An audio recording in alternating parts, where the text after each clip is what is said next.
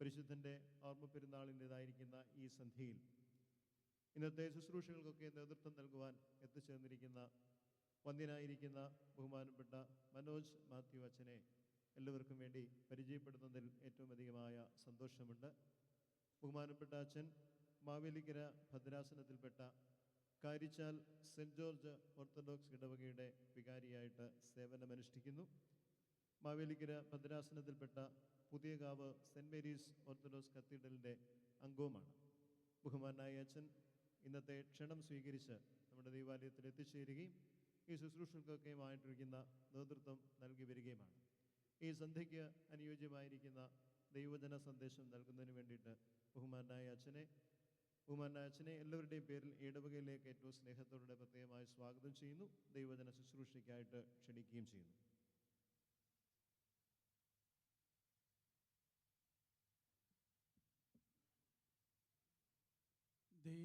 ദൈവവചനം ജീവനും ശക്തിയുമാകയാൽ ആത്മരക്ഷയുണ്ടേവനും ഉള്ളത്തിൽ കൈക്കൊണ്ട ആത്മമരണം മാറും നീതിയിലവൻ വാഴും. കേൾക്കുക കാക്കുക ജീവന്റെ വാക്യങ്ങൾ. കേൾക്കുക കാക്കുക ജീവന്റെ വാക്യങ്ങൾ. ത്രിയേക ദൈവത്തിൻ്റെ അതിപരിശുദ്ധ നാമം വാഴ്ത്തപ്പെടുമാറാകട്ടെ.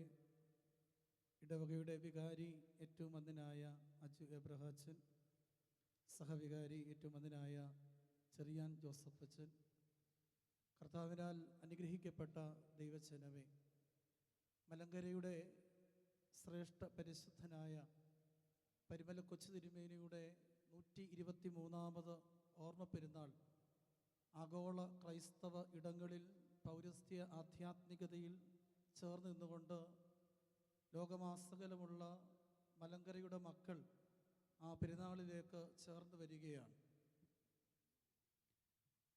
പരിശുദ്ധനായ പരിമല തിരുമേനിയുടെ ജീവിതം നമുക്കൊരാവേശവും നമ്മുടെ ജീവിതത്തിന് ഏറെ ചൈതന്യവുമാണ്. ഇന്ന് ലോകത്തിൽ ജീവിച്ചിരിക്കുന്ന ഒരു വ്യക്തി പോലും തിരുമേനിയെ നേരിട്ട് കണ്ടിട്ടില്ല. എന്നാൽ ആ പരിശുദ്ധ പിതാവിൻ്റെ ജീവിത അനുഭവങ്ങളും അടരുകളും നമ്മുടെ ജീവിതത്തെ ഇന്നും നമ്മുടെ ഇടയിൽ ജീവിക്കുന്ന ഒരു വ്യക്തിയെ പോലെ നമുക്കേറെ ഏറെ പ്രചോദനാത്മകമാണ്. പരിമല തിരുമേനിയെപ്പറ്റി ചിന്തിക്കുമ്പോൾ എൻ്റെ മനസ്സിലേക്ക് കടന്നു വരുന്നത് ഒരു പുഷ്പം നമുക്ക് കൈകളിൽ ഒതുക്കാം, പക്ഷേ അതിൻ്റെ സുഗന്ധം നമ്മുടെ കൈകളിൽ ഒതുങ്ങുകയില്ല. 123 വർഷത്തിന് മുൻപ് കാലം ചെയ്ത ആ പുണ്യപിതാവിൻ്റെ ജീവിതത്തിൻ്റെ അടരുകളിൽ നിന്ന് ഉയരുന്ന സുഗന്ധത്തിൻ്റെ ആ വല്ലാത്ത ആ മാസ്മരികത നമ്മെ ഇന്നും ഈ മരുഭൂമിയിലും നമ്മെ ചേർത്ത് നിർത്തുന്നെങ്കിൽ, ഇത്രയും ജനം ഇവിടെ തടിച്ചുകൂടിയിരിക്കുന്നത് അത്രമാത്രം നമ്മെ വല്ലാതെ ഹഠാകർഷിക്കുന്നത് കൊണ്ടാണ്. പ്രിയമുള്ളവരെ, എന്താണ് പരിശുദ്ധനായ പരിമല തിരുമേനിയെ ഒരു എക്സ്ട്രാ ഓർഡിനറിയായി, ഒരു വ്യത്യസ്തനായി, ഒരു വ്യതിരക്തനാക്കി നമ്മുടെ മുൻപിൽ അങ്ങനെ ഒരു ചിത്രം നമ്മുടെ മുൻപിലേക്ക് കടന്നു വരുന്നത് എന്തുകൊണ്ടാണ്? യാക്കോബ് ശ്ലീഹായുടെ ലേഖനം പഠിക്കുമ്പോൾ 5-ാം അധ്യായം അതിൻ്റെ 19-ാം തിരുവചനത്തിൽ പറയുന്നുണ്ട്, ഏലിയാവോ നമുക്ക് സമസ്വഭാവമുള്ള വ്യക്തിയാണ്. പരിശുദ്ധനായ പരിമല തിരുമേനി നമ്മുടെ കൂട്ട് തന്നെ ഒരു അപ്പൻ്റെയും ഒരു അമ്മയുടെയും മകനായി നമ്മളെപ്പോലെ തന്നെ പിറന്ന ബാല്യവും യൗവനവും കൗമാരവും ഒക്കെ കഴിച്ചുകൂട്ടിയൊരു വ്യക്തിയാണ്.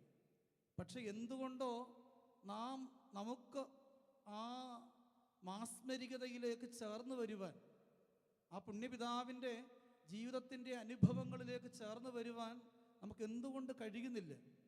ഞാൻ മനസ്സിലാക്കുന്നത് അദ്ദേഹം ജീവിതത്തിലെടുത്ത ചില നിലപാടുകളാണ് അദ്ദേഹത്തെ വ്യതിരക്തനാക്കി തീർത്തത്. കാരണം ഒരുവൻ്റെ മൂല്യം നിശ്ചയിക്കുന്നത് ആ വ്യക്തി എടുക്കുന്ന ചില നിലപാടുകളാണ്. നമ്മുടെ ഈ ഭൂമികയിലെ ജീവിതം വളരെ കൊച്ചു ജീവിതമാണ്, ചെറിയ ജീവിതമാണ്. എത്ര ആയുസ് ജീവിക്കുമെന്ന് നമുക്ക് ആർക്കും ഉറപ്പില്ല.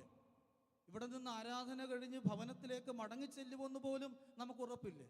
അതുകൊണ്ട് ഈ ഭൂമികയിലെ ഈ കൊച്ചു ജീവിതത്തിൽ ചില നിലപാടുകൾ ജീവിതത്തോടെ ആധ്യാത്മികതയോടെ ചേർന്ന് നിന്നെടുക്കുവാൻ നമുക്ക് സാധിക്കുന്നുവെങ്കിൽ, പ്രിയമുള്ളവരെ, എനിക്ക് നിങ്ങൾക്കുമൊക്കെ ഒരു മൂല്യമുള്ള വ്യക്തിയായി പരിശുദ്ധനായ പരിമല തിരുമേനിയെ പോലെ വിശുദ്ധിയുടെ നൈർമല്യത്തിലേക്ക് ചേർന്ന് വരുവാൻ തക്കവണ്ണം നമുക്ക് സാധിക്കും. വേദപുസ്തകം പഠിക്കുമ്പോൾ ആരാണ് വിശുദ്ധൻ എന്ന വാക്കിന് ഒരു നിർവചനം കൊടുക്കുന്നുണ്ട്. 16-ാം സങ്കീർത്തനം 3-ാം തിരുവചനമാണ്. ഭൂമിയിലെ വിശുദ്ധന്മാരോ, ബാക്കി എന്താ? അവർ എനിക്ക് കേട്ടില്ല. നമ്മുടെ എല്ലാം കുഴപ്പം ഇതാ, പ്രത്യേകിച്ച് ഓർത്തഡോക്സുകാരുടെ ഈ മുറിവാക്യം മാത്രമേ നമുക്കറിയാവൂ. അവിടെ കൊടുത്തിരിക്കുന്നത് എന്താ? ഭൂമിയിലെ വിശുദ്ധന്മാരോ അവർ എനിക്ക് പ്രസാദമുള്ള ശ്രേഷ്ഠന്മാർ തന്നെ. 16-ാം സങ്കീർത്തനം 3-ാം വാക്യത്തിൽ സങ്കീർത്തനക്കാരൻ പറയുകയാണ്, ആരാണ് വിശുദ്ധൻ? അവിടെ പറയുകയാണ്, ജീവിതം കൊണ്ട് ദൈവത്തെ പ്രസാദിപ്പിക്കുന്നവൻ ആരോ അവനാണ് വിശുദ്ധൻ. അങ്ങനെയെങ്കിലും ഒരു സാധ്യത നമ്മുടെ മുൻപിലും തുറന്നു കിടക്കുകയല്ലേ? ഈ ജീവിതം കൊണ്ട് ദൈവത്തെ പ്രസാദിപ്പിക്കുവാൻ എനിക്ക് നിങ്ങൾക്ക് എന്തെല്ലാം സാധ്യതകളാണ്. പരിമല തിരുമേനിയുടെ കാലത്തുണ്ടായിരുന്ന അപ്പുറമായ സാധ്യതകളാണ് നമ്മുടെ മുൻപിൽ നിറഞ്ഞു കിടക്കുന്നത്. ഈ സായമസന്ധിയിൽ നമ്മൾ നമ്മോട് തന്നെ ചോദിക്കേണ്ട ഒരു ചോദ്യമാണ്, ജീവിതം കൊണ്ട് ദൈവത്തെ പ്രസാദിപ്പിക്കുവാൻ കഴിയുന്നവനെ വിളിക്കുന്ന പേരാണ് പരിശുദ്ധൻ അല്ലെങ്കിൽ വിശുദ്ധൻ. അതാണ് 16-ാം സങ്കീർത്തനം 3-ാം വാക്യം നമുക്ക് പഠിക്കുവാനായിട്ട് കഴിയുന്നത്. അതുകൊണ്ടാണ് പുതിയ നിയമസഭയിൽ പരിശുദ്ധനായ പൗലോസ്ലീഹായുടെ ലേഖനങ്ങളെല്ലാം പരിശോധിക്കുമ്പോൾ സഭയെ അഭിസംബോധന ചെയ്യുന്നത് എന്താ?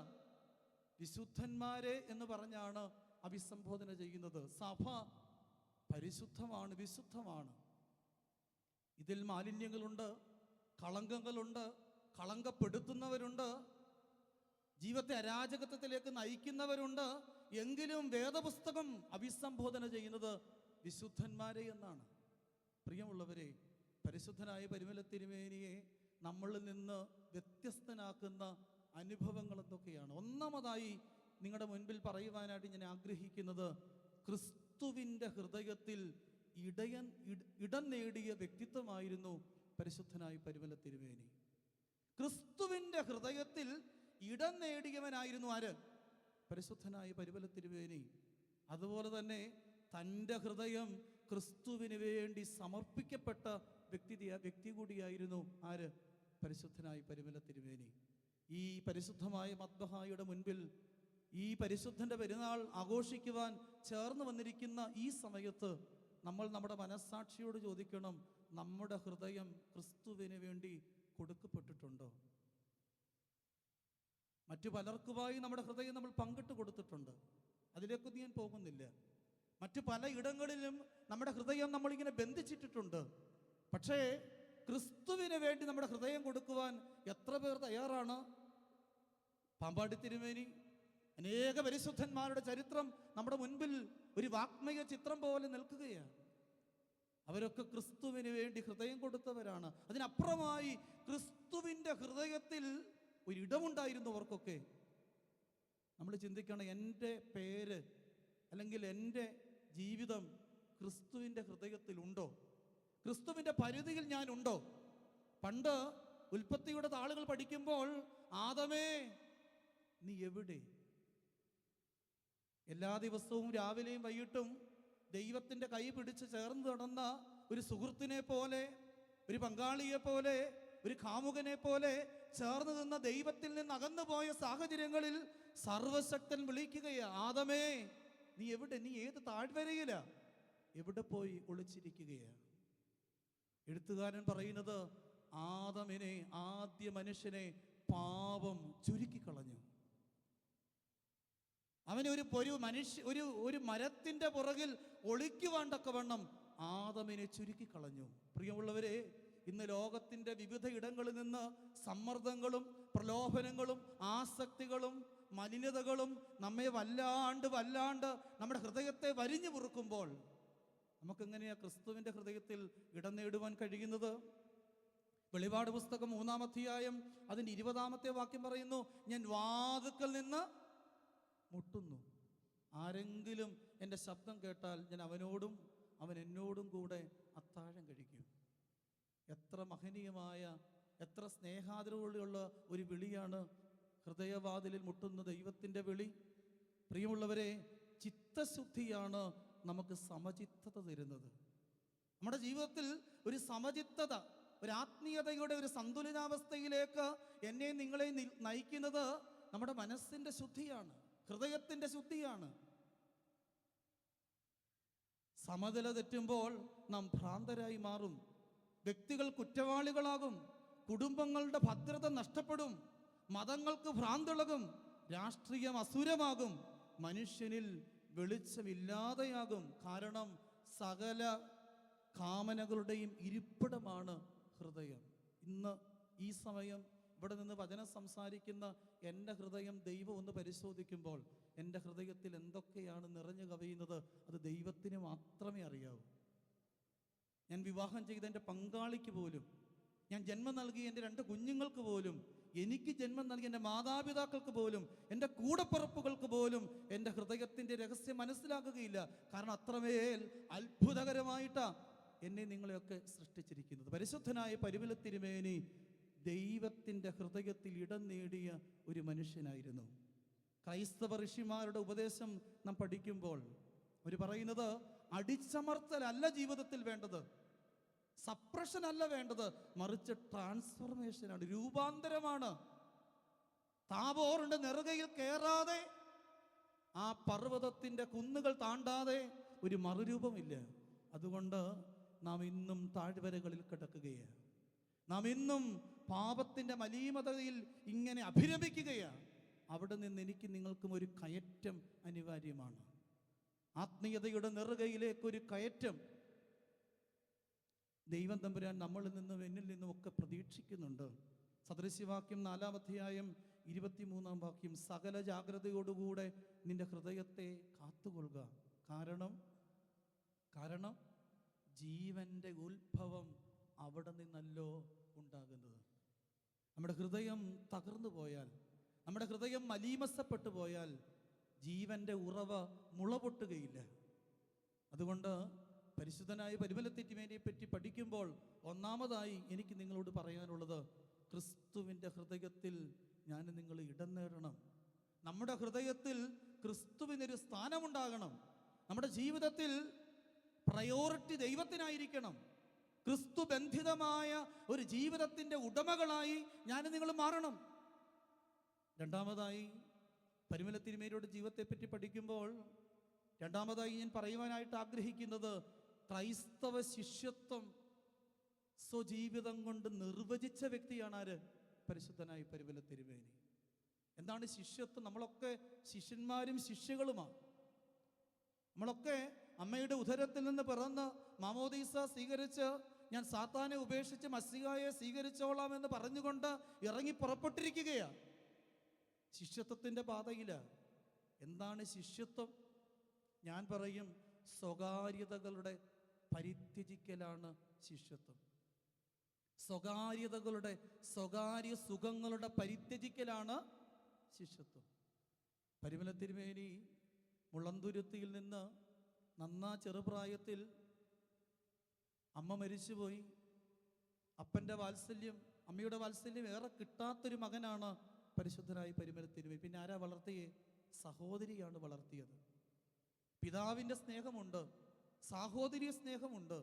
പക്ഷേ എങ്കിലും ജീവിതത്തിന് നന്നാ ചെറുപ്പം മുതലേ വേറിട്ട ഒരു ജീവിത ശൈലി, പ്രാർത്ഥനയ്ക്കായി ക്രിസ്തുവിൻ്റെ പുറകെ ഒരു ചിന്തയുമില്ലാതെ ഇറങ്ങിപ്പുറപ്പെടുന്ന ഒരു സാഹസികമായ ഒരു അനുഭവമാണ് നമുക്ക് കാണുവാനായിട്ട് കഴിയുന്നത്. ഒരമ്മയില്ലാത്തൊരു കുഞ്ഞിന് ഇത്രയും അച്ചടക്കം എവിടുന്ന് കിട്ടി? നമ്മൾ മനസ്സിലാക്കേണ്ട കാര്യമാണ്. ഇന്ന് അമ്മയും അപ്പനും കൂടെ ഉണ്ടായിട്ട് തലമുറകൾക്ക് അച്ചടക്കമില്ലാത്ത ഒരു കാലഘട്ടത്തിലാണ് ഞാൻ നിങ്ങൾ ജീവിക്കുന്നത്. അങ്ങനെയെങ്കിൽ ഒരമ്മയില്ലാത്ത നന്നാ പ്രായത്തിൽ അമ്മ നഷ്ടപ്പെട്ടൊരു കുഞ്ഞിന് ഇത്രയും അച്ചടക്കം എവിടെ നിന്ന് കിട്ടി? നമ്മൾ മനസ്സിലാക്കേണ്ട കാര്യമാണ്. സൂഫി ഗുരുവായ ജലാലുദ്ദീൻ റൂമി പറയുന്നുണ്ട്, ആദ്യം വേണ്ടത് നാട്ടച്ചടക്കമാണ്. നാട്ടച്ചടക്കം അത് ആരിൽ നിന്നാണ് പഠിക്കുന്നത്? അത് അമ്മയിൽ നിന്നാണ് പഠിക്കുന്നത്. നാട്ടച്ചടക്കം. മറ്റുള്ളവരോട് എങ്ങനെ പെരുമാറണം, മറ്റുള്ളവരെ എങ്ങനെ ബഹുമാനിക്കണം, ഇന്നതാണ് നഷ്ടപ്പെട്ടിരിക്കുന്നത്. രണ്ടാമതായി പറയുന്നത് വീട്ടച്ചടക്കമാണ്. അത് അമ്മയിൽ നിന്ന്, അത് അപ്പനിൽ നിന്നാണ് പഠിക്കുന്നത്. ഒരപ്പനിൽ നിന്ന് ഏറെ പാഠങ്ങൾ നമുക്ക് പഠിക്കുവാനായിട്ടുണ്ട്. ഒന്ന് നാട്ടച്ചടക്കം, രണ്ട് വീട്ടച്ചടക്കം, മൂന്ന് ദേഹാച്ചടക്കം. അത് സ്കൂളിൽ നിന്നാണ് പഠിക്കുന്നത്. ഒരുമിച്ച് പഠിക്കുക, ഒരുമിച്ച് ഭക്ഷിക്കുക, ഒരുമിച്ച് കളിക്കുക, ഒരുമിച്ച് യാത്ര ചെയ്യുക, ഒരുമിച്ച് തല്ലുകൂടുക, ഇതെല്ലാം ഇതിൻ്റെ ഭാഗമാണ്. ഒരു ദേഹാച്ചടക്കം വളരെ അനിവാര്യമാണ്. നാലാമതായി ഒരു ധാർമ്മിക അച്ചടക്കം. അതൊരു ആത്മീയ ഗുരുവിൽ നിന്ന് പഠിക്കേണ്ടതാണ്. പരിമല തിരുമേനിയുടെ ജീവിതം പഠിക്കുമ്പോൾ ഏറിയ പങ്കും എവിടെയായിരുന്നു? വെട്ടിക്കൽ ദേറായിലായിരുന്നു. ഞാൻ അദ്ദേഹത്തിൻ്റെ ജന്മഗൃഹത്തിനടുത്ത് ഏതാണ്ട് ഒരു 11 വർഷം ശുശ്രൂഷിച്ചൊരു വ്യക്തിയാണ്. ഞാൻ മിഷൻ ഫീൽഡിലായിരുന്നു, ശ്രീപാദാസ സമൂഹത്തിൻ്റെ മിഷൻ ഫീൽഡിലായിരുന്നു ആദ്യകാലം എൻ്റെ പ്രവർത്തനം. 2004 ഇപ്പോഴത്തെ പരിശുദ്ധനായ കാതോലിക്ക ബാബ തിരുമേനി എന്നെ വീട്ടിൽ നിന്ന് വിളിച്ചിറക്കി സെവറസ് തിരുമേനിയായി എന്നെ കൊണ്ടുപോയി നിർത്തി. എനിക്ക് വേണ്ട ശുശ്രൂഷകൾ, വേണ്ട കാര്യങ്ങളൊക്കെ പറഞ്ഞു തന്ന് 2005 ഞാൻ സെമിനാരി കയറിയതാണ്. അങ്ങനെ 5.5 വർഷക്കാലം ഒരു ഐമേനിയായിട്ടും 6 വർഷക്കാലം ഒരു അച്ഛനായിട്ടും മിഷൻ ഫീൽഡിൽ പ്രവർത്തിച്ച് പരിമല തിരുമേനിയുടെ ജന്മഗൃഹത്തിന് തൊട്ടടുത്താണ് കർമ്മേൽ ദൈറ, കണ്ടനാട്, മുളന്തുരുത്തി. അതുകൊണ്ട് തിരുമേനിയുടെ പാദസ്പർശമേറ്റ മണ്ണിലൂടെ ഏറെ സഞ്ചരിക്കാൻ എനിക്ക് സാവകാശം കിട്ടിയിട്ടുണ്ട്. തിരുമേനിയുടെ ജന്മഗൃഹത്തിലും അദ്ദേഹം നടന്ന വഴിത്താരകളിലൂടെയൊക്കെ നടക്കുവാനും ഒക്കെ ഏറെ അവസരങ്ങൾ ലഭിച്ചൊരു വ്യക്തിയാണ്. പരിമലത്തിലൂടെ ജീവിതം പഠിക്കുമ്പോൾ നമുക്കറിയാം, ഒരു മേൽപ്പട്ടക്കാരനായി മെത്രാഭിഷേകം പ്രാപിച്ചു കഴിഞ്ഞ് അതൊക്കെ എടുത്തൊരു നിലപാടുണ്ട്. അതുകൊണ്ട് ആദ്യമേ പറഞ്ഞത് നിലപാടുകളാണ് ഒരുവനെ വ്യതിരക്തനാക്കുന്നത്. അദ്ദേഹം എടുത്ത നിലപാടെന്താ? അടുത്ത 40 ദിവസം എനിക്ക് കഠിനവ്രതമാണ്. ഇന്ന് കേൾവി പോലും ഇല്ലാത്ത ഒരു കാര്യം. ഒരു മെത്രോപോലിത്തയായിട്ട് 40 ദിവസം വെട്ടിക്കൽ ദേറായുടെ ഇടനാഴികളിൽ പ്രാർത്ഥനയോടെ, ഉപവാസത്തോടെ, ജാഗരണത്തോടെ ദൈവ അഭിമുഖമായി നിന്ന് സൂര്യനെ പോലെ ശോഭിച്ച ഒരു മഹാപരിശുദ്ധൻ, മലങ്കരയിൽ ഇത്രയും തേജസ്വിയായി തീർന്ന ഒരു പിതാവായി തീർന്നത് അദ്ദേഹത്തിൻ്റെ ചില ജീവിത നിലപാടുകളാണ്. പ്രിയമുള്ളവരെ, ശിഷ്യൻ നടക്കേണ്ടത് ഗുരുവിൻ്റെ വഴികളിലൂടെ. ആരാണ് യഥാർത്ഥ ഗുരു? അത് ക്രിസ്തുവാണ്. ക്രിസ്തു നടന്ന വഴികളിലൂടെ സഞ്ചരിച്ചു. നാറാണത്ത് ഭ്രാന്തനെ പറ്റി ഒത്തിരി കഥകൾ നിങ്ങൾ കേട്ടിട്ടുണ്ട്. കേൾക്കുമ്പോൾ നിങ്ങൾ വിചാരിക്കും, അച്ഛന് വേറെ എങ്ങും ഒന്നും പറയാനില്ലേ? നാറാണത്തിനെ പറ്റി പറയുന്നൊരു കഥയുണ്ട്. ഒരിക്കലും ഒരു ചെറുപ്പക്കാരൻ നാറാണത്തിൻ്റെ അടുക്കലേക്ക് ഓടി വന്നു. എന്നിട്ട് പറഞ്ഞു, ഒരു മലയുടെ അടിവാരത്ത് അദ്ദേഹം ഇരിക്കുകയാണ്. കയ്യിലൊരു തലയോട്ടിയുണ്ട്, ഒരു കമണ്ടലുമുണ്ട്, കുറെ ഭാണ്ഡക്കെട്ടുണ്ട്. ഒരു വികൃതിയായ ഒരു മനുഷ്യൻ, ഒട്ടും ഒരു തേജസ്സില്ലാത്തൊരു മനുഷ്യൻ. ഒരു മലയുടെ അടിവാരത്തിൽ ഇരിക്കുമ്പോൾ യുവാവ് ഓടി വന്ന് പറഞ്ഞു, അല്ലയോ, എനിക്ക് അങ്ങയുടെ ശിഷ്യനാകണം. നാറാണത്തൊരു ഊറിയ ചിരി ചിരിച്ചു. എനിക്ക് അങ്ങയുടെ ശിഷ്യനാകണം. എന്നിട്ട് അദ്ദേഹം അവിടെ നിന്ന് എഴുന്നേറ്റു, മുൻപോട്ട് പോയി. പോയ കൂട്ടത്തിൽ ഈ വന്ന ചെറുപ്പക്കാരനും കൂടെ പോയി. ഏതാണ്ട് 12 മണിയായി. ഒരു വയൽ വരമ്പത്തൂടി ഇങ്ങനെ പോകുകയാണ്. പോകുമ്പോൾ അങ്ങ് അകലെ ഒരു പനയിലിരുന്നൊരു മനുഷ്യൻ ചെത്തിക്കൊണ്ടിരിക്കുകയാണ്, കള്ള് ചെത്തിക്കൊണ്ടിരിക്കുകയാണ്. അദ്ദേഹം ഉറക്കെ വിളിച്ച് പറഞ്ഞു, എനിക്ക് ദാഹിക്കുന്നു. പെട്ടെന്ന് ആ മനുഷ്യൻ ഇറങ്ങി വന്ന് ആ കുടത്തിൽ നിന്ന് കുറച്ചൊഴിച്ചു കൊടുത്തു. നാറാണത്ത് ഭക്ഷിച്ചു, അത് കുടിച്ചു. അതിൻ്റെ കൂടെ ഈ ശിഷ്യനും ഒഴിച്ചു കൊടുത്തു. വീണ്ടും നടക്കുകയാണ്. ഏതാണ്ട് 3-4 മണി ആയപ്പോൾ ഒരു കുടിലിലേക്ക് കയറി ചെല്ലുകയാണ്. അവിടെ ഒരു സ്ത്രീ അവിടെയുണ്ട്. ഉറക്കെ വിളിച്ച് പറയും, എനിക്ക് ദാഹിക്കുന്നു. അവൾ ഒരു കുടം സംഭാരം എടുത്തുകൊണ്ട് വന്ന് ഇവർക്ക് ഒഴിച്ചു കൊടുത്തു. 2 പേർക്കും കൊടുത്തു. പക്ഷെ 2 പേരും ഇതുവരെ ഒന്നും ഉരിയാടുന്നില്ല, ഒന്നും മിണ്ടുന്നില്ല. ഏതാണ്ട് സന്ധ്യയായി. മുൻപോട്ട് പോകുകയാണ്. അങ്ങ് അകലെ ഒരു വെളിച്ചം കാണുന്നു. അത് കൊല്ലൻ്റെ ആലയാണ്. അവിടെയൊക്കെ കടന്നു ചെന്നു. അവിടെ നോക്കിയപ്പോൾ ഇരുമ്പിങ്ങനെ ഉരുക്കിക്കൊണ്ടിരിക്കുകയാണ്. ഇരുമ്പിങ്ങനെ ഉരുക്കിക്കൊണ്ടിരിക്കുകയാണ്. നാരായണത്ത് പറഞ്ഞ് എനിക്ക് ദാഹിക്കുന്നു. അപ്പോൾ ഉരുകിക്കൊണ്ടിരിക്കുന്ന ഇരുമ്പ് കുറച്ചെടുത്തുകൊണ്ട് വന്ന് നാരായണത്ത് കൈ നീട്ടി. ഇത് കണ്ടപ്പോഴത്തേക്കും ശിഷ്യനാകവൻ കടന്നു വന്ന് ചെറുപ്പക്കാരൻ എവിടെയോ ഓടി മറഞ്ഞു.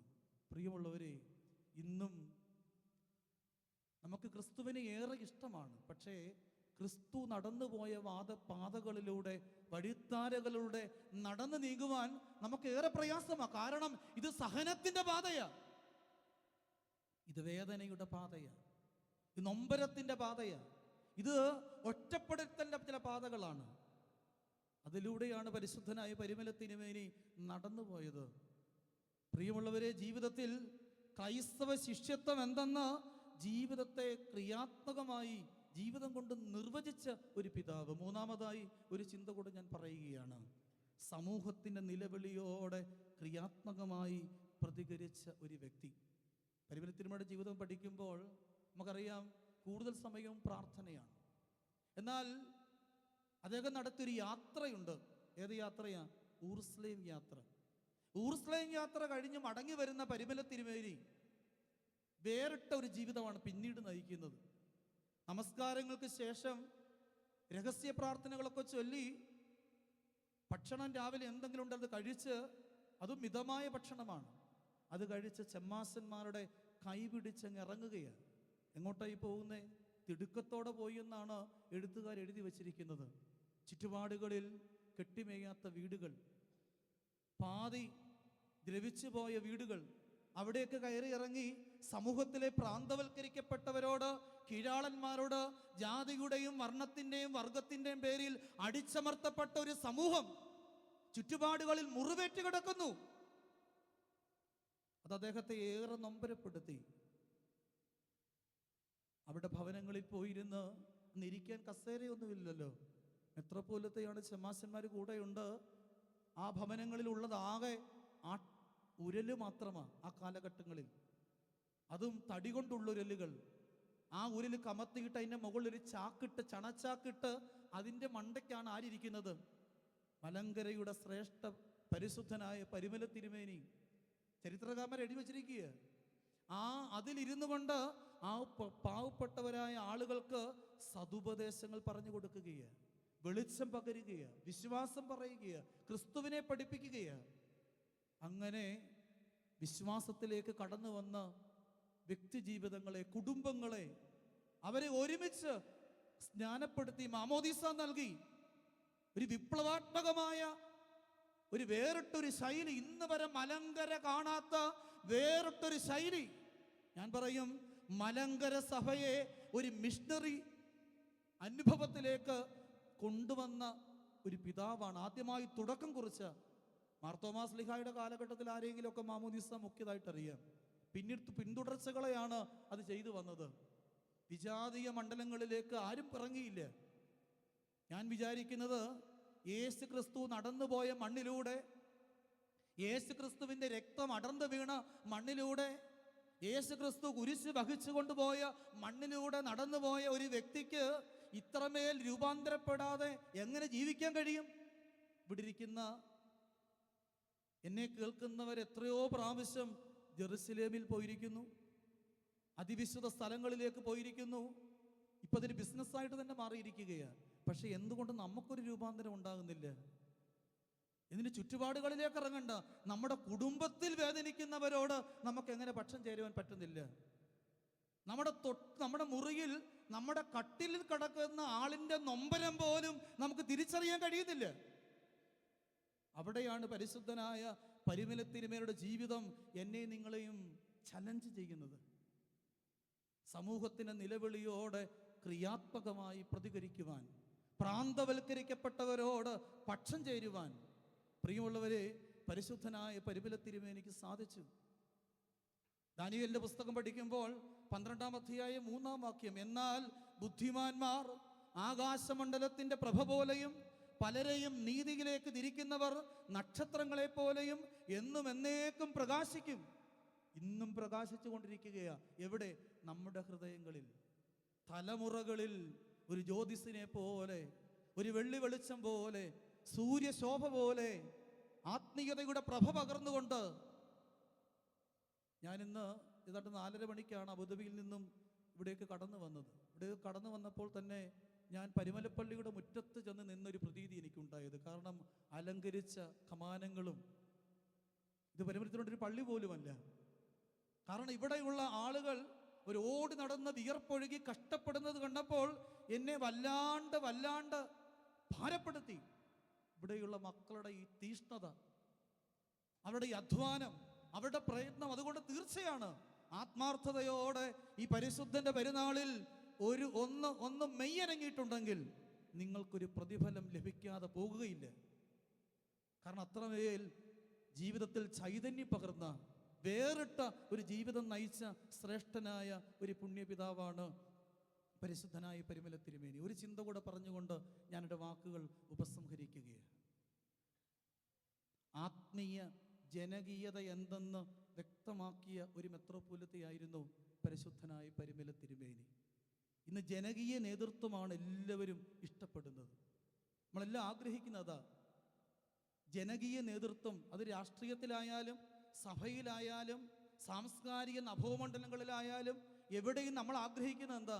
ഒരു ജനകീയ നേതൃത്വത്തെ നമ്മൾ ആഗ്രഹിക്കുന്നു. എന്താണ് ഈ ജനകീയതയുടെ ആത്യന്തിക മാതൃക? അത് ക്രിസ്തുവിൻ്റെ മാതൃകയാണ്. കാരണം യഥാർത്ഥ ജനകീയൻ ആരായിരുന്നു? ക്രിസ്തുവായിരുന്നു. പകൽ സമയം മുഴുവൻ ജനത്തോടൊപ്പം, അവരുടെ വേദനകളോടൊപ്പം, അവരുടെ നൊമ്പരങ്ങളോടൊപ്പം, രാത്രി മുഴുവൻ സർവശക്തനായ ദൈവത്തിൻ്റെ ആത്മീയ പ്രഭയോട് ചേർന്നിരുന്ന ആ ക്രിസ്തുവിൻ്റെ ആ മാതൃക അതാണ്. എന്നാൽ ഈ പുതിയ കാലഘട്ടത്തിൽ, ഈ കെട്ട കാലഘട്ടത്തിൽ ക്രിസ്തു നമ്മളോട് ആവശ്യപ്പെടുന്നതും ജനങ്ങളുടെ സുഖത്തിന് വേണ്ടി, അവരുടെ അപ്പത്തിന് വേണ്ടി, വീഞ്ഞിന് വേണ്ടി, അവരുടെ സൗഖ്യത്തിന് വേണ്ടി, അവരുടെ മുറിവ് വെച്ച് കെട്ടുവാൻ വേണ്ടി, അവരുടെ ഉദ്ധാരണത്തിന് വേണ്ടി നാം എന്തു ചെയ്യുന്നു? ഇന്ന് നേതൃത്വങ്ങൾ പെരുകി വരികയാണ്. പക്ഷേ എല്ലാവരും വൈറ്റ് കോളറാണ് ആഗ്രഹിക്കുന്നത്. പ്രിയമുള്ള, അവിടെയാണ് ക്രിസ്തുവിൻ്റെ ആ ജനകീയ മാതൃക നമ്മെ നൊമ്പരപ്പെടുത്തേണ്ടത്. മരുഭൂമിയിലെ പിതാവായ അബ്ബ അഫി, അദ്ദേഹം ഒരു സന്യാസി ശ്രേഷ്ഠനായി ജീവിച്ച ഒരു വ്യക്തിത്വമാണ്. അങ്ങനെ പിൽക്കാലത്ത് അദ്ദേഹം ഒരു മെത്രോപ്പൊലിത്തയായി മാറി. സന്യാസിയായി ജീവിച്ച സമയത്ത് വേറിട്ട ജീവിതചര്യകളിലൂടെ കടന്നുപോയ വ്യക്തിയാണ്. അനുഷ്ഠാനങ്ങളും ഉപവാസങ്ങളും പ്രാർത്ഥനയുടെ ചര്യകളും ഏറെ ജ്വലിപ്പിച്ച ഒരു വ്യക്തി. അദ്ദേഹം മെത്രോപ്പൊലിത്തയായി മാറി. തിരക്കുകളിലേക്ക് അദ്ദേഹം ഓടുകയാണ്. അങ്ങനെ ഒരു ദിവസം ഒരു ദേവാലയത്തിൻ്റെ ബലിപീഠത്തിൻ്റെ മുൻപിലേക്ക് കടന്നു വന്ന് കമിണ്ണ് വീണ് അദ്ദേഹം കരയുകയാണ്. എൻ്റെ കൃപ എനിക്ക് നഷ്ടപ്പെട്ടിരിക്കുന്നുവോ എന്ന് പറഞ്ഞുകൊണ്ട് അദ്ദേഹം വാവിട്ട് കരയുകയാണ്. നമ്മൾ ആരെങ്കിലും കരയാറുണ്ടോ? എനിക്ക് കൃപ നഷ്ടപ്പെട്ടു പോയിട്ടുണ്ടോ? ഒരു ആത്മശോധന. നമ്മളെല്ലാവരും വലിയ കൃപയുള്ളവരായിട്ട് നടക്കുന്നത്. ഒരു ആത്മശോധന. പ്രിയമുള്ളവരെ, അപ്പോൾ ദൈവത്തിൻ്റെ സന്നിധിയിൽ ഒരു അരുളപ്പാട് അദ്ദേഹത്തിന് കിട്ടി. പണ്ട് നീ സന്യാസിയായിരുന്നപ്പോൾ നീ മരുഭൂമിയിൽ ഏകാഗിയായിരുന്നു. അന്ന് നിന്നെ താങ്ങി നടത്താൻ ജനങ്ങളും തിരക്കുകളുമില്ല, ലോകമോദങ്ങളില്ല. അന്ന് നീ ഏകാഗിയായിരുന്നു. അന്ന് നിന്നെ താങ്ങിയത് ആരാണ്? ദൈവമാണ്. ഇന്ന് നീ ഒരു മെത്രോപ്പൊലിത്തയായപ്പോൾ നിന്നെ താങ്ങുവാൻ ആരുണ്ട്? ആളുകളുണ്ട്, മനുഷ്യരുണ്ട്, ലോകമുണ്ട്. അതുകൊണ്ട് നിനക്ക് കൃപ നഷ്ടപ്പെട്ടിട്ടില്ല, പക്ഷേ ദൈവത്തിൻ്റെ താങ്ങ് നഷ്ടപ്പെട്ടിരിക്കുന്നു. പ്രിയമുള്ളവരെ, ഞാനെൻ്റെ വാക്കുകൾ ഉപസംഹരിക്കുകയാണ്. പരിശുദ്ധനായ പരിമല തിരുമേനിയുടെ ജീവിതത്തെ എത്രമാത്രം അപഗ്രഥിച്ചാലും നമ്മുടെ വാക്കുകൾ അതിന് പൂർണ്ണമാകുകയില്ല, തികയുകയില്ല. കാരണം അത്രമാത്രം ചൈതന്യം പേറുന്ന ഒരു ജീവിതത്തിൻ്റെ ഉടമയായിരുന്നു പരിശുദ്ധനായ പരിമല തിരുമേനി. ക്രിസ്തുവിൻ്റെ ഹൃദയത്തിൽ ഇടം നേടിയ വ്യക്തി.